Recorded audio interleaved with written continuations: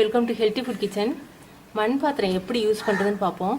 மண் பாத்திரத்தில் சமைக்கும்போது நம்ம உடம்புல வந்து நோய் எதிர்ப்பு சக்தி அதிகரிக்கும், இம்யூனிட்டி பவர். அதனால் டேஸ்ட்டும் ரொம்ப நல்லாயிருக்கும். இது வந்து எப்படி யூஸ் பண்ணுறதுன்னு காமிக்கிறேன். இது வந்து புதுசு. இது எவ்வளோ சவுண்டு கேட்குதுன்னு பாருங்கள். கணீர்னு சவுண்டு கேட்குது. இது வந்து நான் ஏற்கனவே யூஸ் பண்ணது. நம்ம அடுப்பில் வச்சு யூஸ் பண்ண கொஞ்சம் வெடிப்பு வந்துடும். வெடிப்பு வந்துருச்சுன்னா நம்ம அப்புறம் யூஸ் பண்ணக்கூடாது. லேசாக வெடிப்பு வந்தால் கூட இந்த மாதிரி இந்த பார்த்தீங்களா கோடு கோடாக தெரியுது பாருங்கள். வெடிப்பு வந்துருச்சு. உள்பக்கம் பார்க்கும்போது இந்த தெரியுது பாருங்கள். நம்ம யூஸ் பண்ண வெடிப்பு வந்துடும். நான் இது வந்து ஒரு 8 மாதமாக யூஸ் பண்ணியிருக்கேன். வெடிப்பு வந்துருச்சுன்னா நீங்கள் திரும்ப வந்து யூஸ் பண்ணக்கூடாது. யூஸ் பண்ணிங்கன்னா அந்த ஹீட்டுக்கு உடஞ்சி பாத்திரம் உடஞ்சி அதில் இருக்க நீங்கள் என்ன சாம்பார் என்ன வைக்கிறீங்களோ அது அப்படியே அடுப்பில் ஊற்றி போயிடும்.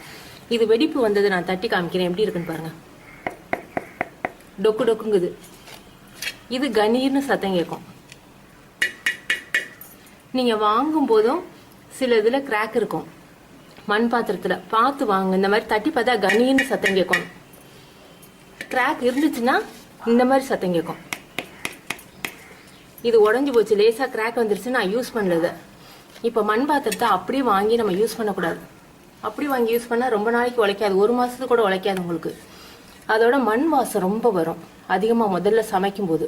அதனால தண்ணியில் நல்லா மூழ்கிற அளவுக்கு தண்ணியில் ஒரு நாள் ஃபுல்லாக நீங்கள் ஊற வச்சிடணும். பாத்திரத்தை ஊற வைக்கும்போது இதில் இருக்கக்கூடிய அந்த மண் வாசமும் போயிடும். சமையல் பண்ணும்போது அந்த மண் வாசம் வராது. அதே மாதிரி ஒரு நாள் ஃபுல்லாக ஊற வச்சுட்டு ஒரு 4 மணி நேரம் வெயிலில் காய வச்சுட்டு நம்ம யூஸ் பண்ணணும். இது ஒரு நாளைக்கு ஊறட்டும். நான் அப்புறம் காமிக்கிறேன் உங்களுக்கு எப்படி யூஸ் பண்ணுறதுன்னு. ஒரு நாள் ஃபுல்லாக ஊறிடுச்சு. இதை வந்து மண் ஒட்டின்டா தெரியாது. அதனால உள்பக்கம் ஒரு நாரோ இல்லை ஒரு பேப்பரோ வச்சு நல்லா க்ளீன் பண்ணிடுங்க.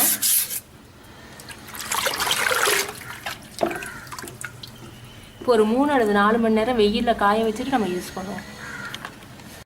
மண் பாத்திரத்தை ஊற வச்சு ஒன்று நார் அல்லது இந்த மாதிரி பேப்பரில் க்ளீன் பண்ணிக்கோங்க.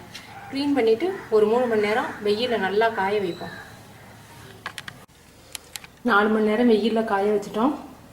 மண் பாத்திரத்தில் சமைக்கும்போது ரொம்ப டேஸ்ட்டாக இருக்கும். அதோட சூடு ரொம்ப நேரத்துக்கு இருக்கும். ஹாட் பாக்ஸில் நீங்கள் எடுத்து வைக்கணுங்கிறது இல்லை. நான்ஸ்டிக் மாதிரி ரொம்ப தூரில் ஒட்டாது. ஆயில் கொஞ்சமாக தான் செல்லும். இதை வந்து நம்ம மைக்ரோவேவ் அவன்லையும் வைக்கலாம். மண்பானையில் தண்ணி வச்சு குடித்தோம்னா ரொம்ப நல்லா ஜில்லுன்னு இருக்கும். உடம்புக்கு ரொம்ப நல்லது. சளி பிடிக்காது. குழந்தைங்களுக்கும் நீங்கள் கொடுக்கலாம்.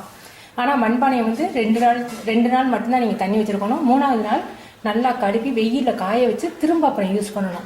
அப்படி யூஸ் பண்ணால் தான் அந்த கூலிங் இருக்கும் தண்ணியில்.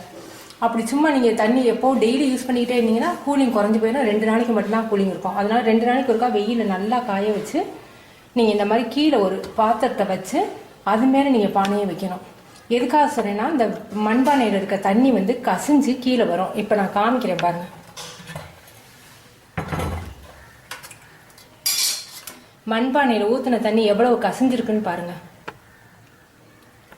இந்த தண்ணியை எடுத்து ஊற்றிட்டு இந்த மாதிரி கீழே ஒரு பாத்திரம் வச்சுக்கோங்க.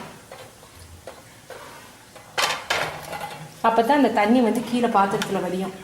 உடம்புக்கு வந்து ரொம்ப நல்லது மண்பானை தண்ணி. ஐஸ் வாட்டர் குடிக்கும்போது கொழுப்பு வந்து டெபாசிட் ஆயிரும் உடம்புல. ஆனால் மண்பானை தண்ணியில் அந்த மாதிரி கொலாஸ்ட்ரால் வந்து டெபாசிட் ஆகாது. உடம்புக்கு ரொம்ப நல்லது. இம்யூனிட்டி பவர் கூடும். இப்போ நான் மைக்ரோவேவில் இந்த மண் பாத்திரத்தை வைக்கிறேன். இது ஒன்றும் ஆகாது. உள்ளே தண்ணி வச்சுருக்கேன் சூடு பண்ணுறதுக்கு. வச்சு காமிக்கிறேன் பாருங்கள்.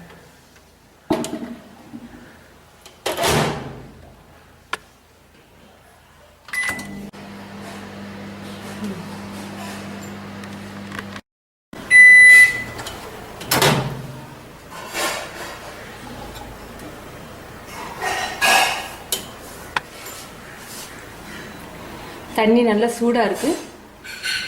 40 நிமிஷம் வச்சுருந்தேன்.